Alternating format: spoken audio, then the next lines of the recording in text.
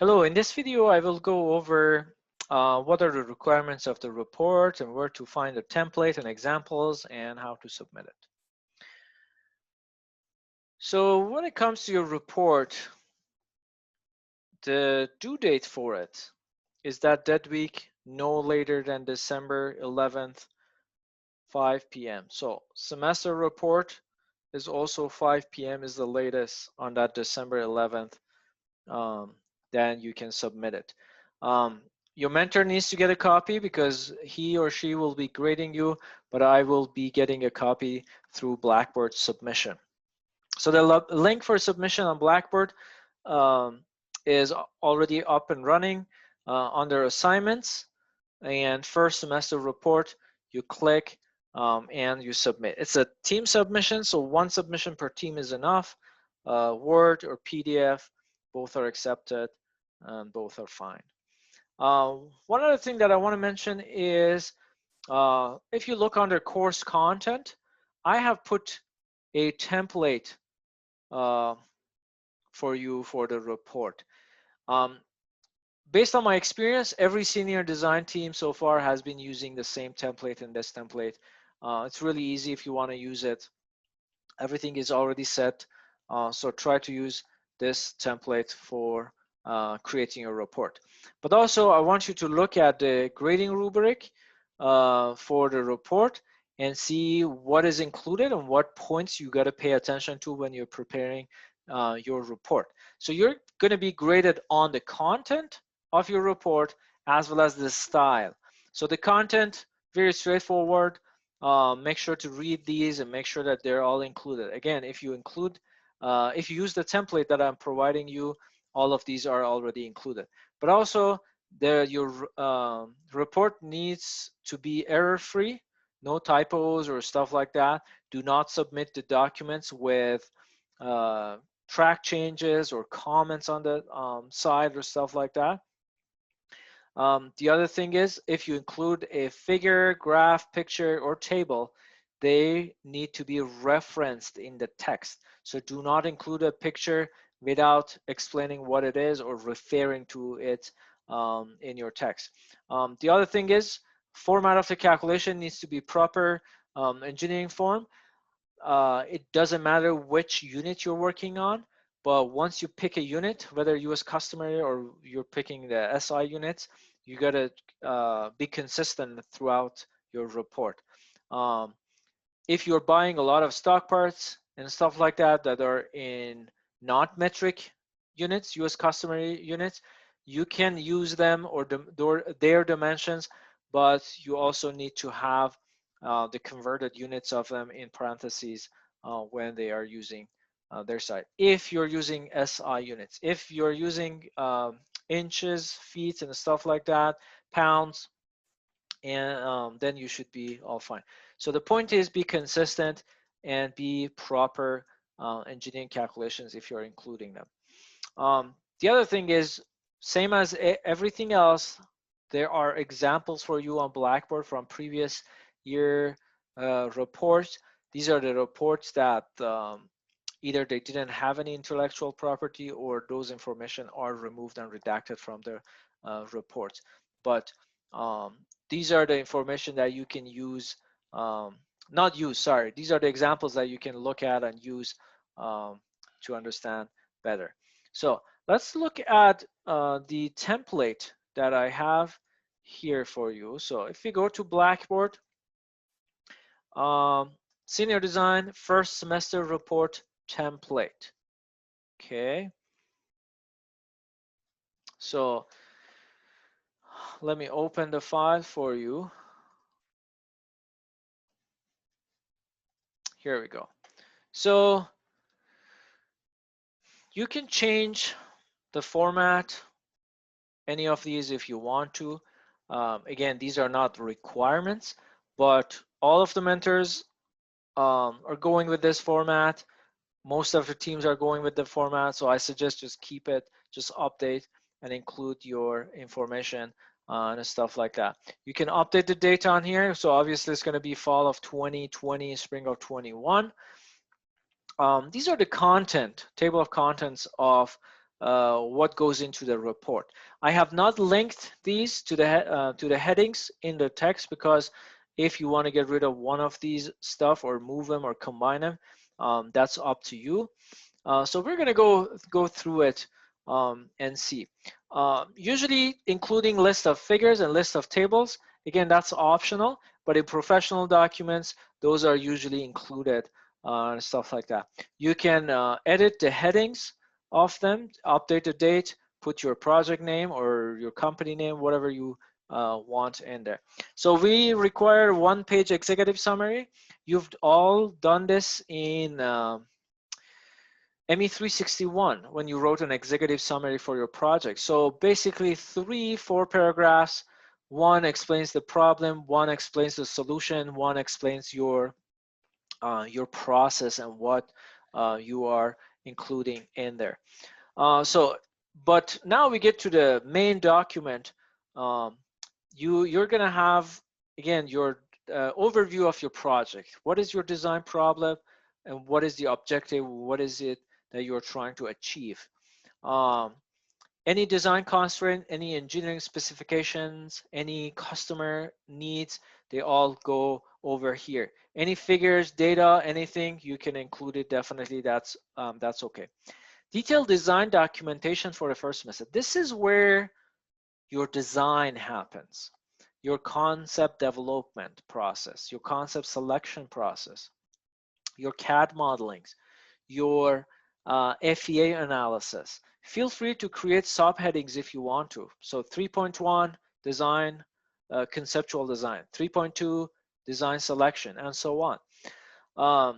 So the whole process. So this bullet point or heading 3 is the most important one, because the whole process and whatever you've done, hand calculations, any background research, any literature review, anything that you've done. I have included for you some examples of how to properly have a figure and have a caption on them. So let's see. I have also said all figures, table, equations, and references should be presented and referred to in numerical order. So here's a proper way of having a table. Here's a proper way of having an equation and having a number. I've included also a reference, for example, where I got this equation from and stuff like that. The other thing are the plans for next semester and what will be your test plan for next semester, if you have any, or how are you gonna test your prototype or your concept next semester. You need to include your BOM here, your bill of materials. If it's too long, you don't need to include all of the stock parts and stuff like that. You can put them in the appendix in the end of your report, which we're going to get to. You need to include your project plan. Again, not the whole project plan, it's too long. That has its own separate document. All you can include here is a table with the list of tasks. That table that most of you have on the first page of your project plan. But definitely you can include your Gantt chart at the end of the table too. Same thing with project budget.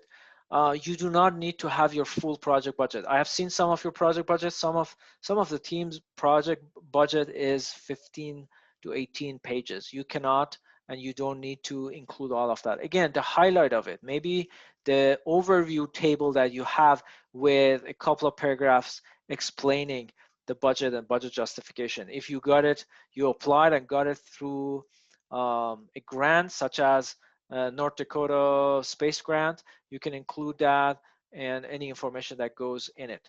Ethical consideration in your design, safety consideration in your design, and engineering standards. You must have these on there and you have to think about it. I have seen it in previous semesters in some teams report that they say, oh, there was no ethical consideration that we had to consider.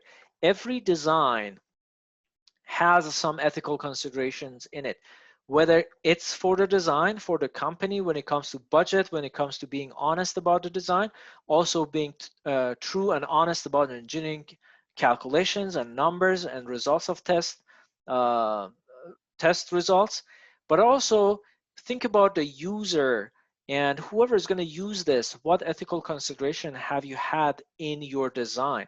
So this, both of these, ethical and safety, goes both to the consumer, the end user of this product, the company, the individual, any department who that might be, as well as the process. What safety consideration have you had for your process and designing this device? I know a team is working on a wheelchair, so of course they had to go through a tons of safety consideration for design of this wheelchair for the end user, but they're also considering some safety consideration when it comes to lab manufacturing and all the stuff that they are using for their designs. I know some teams are working with a specific company with some used parts, kind of salvaging and recycling and all of that. So of course they're going to have a lot of ethical and safety considerations to have. So this is an important part of the report, and I want to emphasize that. The other thing is engineering standards used.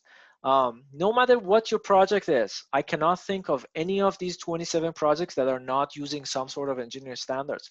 Again, it could be throughout your design process or for your testing. If you're working with CNH, Bobcat, Fast Global, Horn Plastics, those companies belong to an industry. For example, Bobcat and CNH, we can maybe put them together in ag industry. There are certain standards that are ag industry or ag equipment industry specific. And I'm sure throughout your design, you're considering some of that. You might not know it specifically because you are contacting and coordinating with your mentor, and your mentor giving some information, but you are still using some standards. So I want you to dig a little bit deep and figure out what the standards you're using and what, in general, what engineering standards you've been using. But also you can be using some ASTM or ISO standards when it comes to testing and material selection. You might be using some ASME material selection standards, the stock part selection standards, anything like that. So this 8, 9, and 10 are really important when it comes to your report. So these three, please pay attention. Please spend some time on that. So we're almost done. The rest is pretty straightforward. You got to just mention how much work you've done. This can be in relation to your project plan. Are you behind? Are you ahead? What have you done? And as a follow-up section, what is the plan for next semester, and what are the milestones next semester that you're going to hit? Again, you can have acknowledgement, same with presentation. And then one other thing that I want is to include what is individual contribution of each member of the team. And I have written some examples for you that you can read and follow and do that. So one thing that I don't want to see is mentioning all team members did FEA and all team members did CAD modeling and all team members did that. That is not how team works. Some people are going to have more focused work in some areas. Although you might coordinate and meet with each other and everyone is kind of contributing, but there are people in charge of certain tasks and certain aspect of the project, and that's what I want you to include. Here's an example of how you can cite an article or how you can cite a book if you're using some reference. And then the last part would be the appendix. So you can have, here's an example of what you can use it for. If you develop 7 concepts, you do not need to include all those 7 concepts in your report, in your design process, but you can just snap a snapshot of your notebook and just insert them here, all the 7 concepts. That is totally acceptable. If you want to include your Gantt chart here, you can include your Gantt chart here as an addition. If there are any standards that you used, you can definitely attach a copy of them here. Any other information that you receive from the sponsor that you didn't see appropriate to go in the report can go in this last section and appendix 2. One thing that I want to mention, and that's it, we're done with this video, is Make sure to give your mentor enough time for review your report. So give him at least a week to review your report before submitting it to Blackboard and submitting it to them for final grading. So um, prepare your report, send them a draft, and say, hey, Dr. So-and-so, what do you think about this? Is there anything else do you want to see included in this report? Yes and no. So constantly seek your mentor's feedback because they are the one that are going to grade you. Thank you.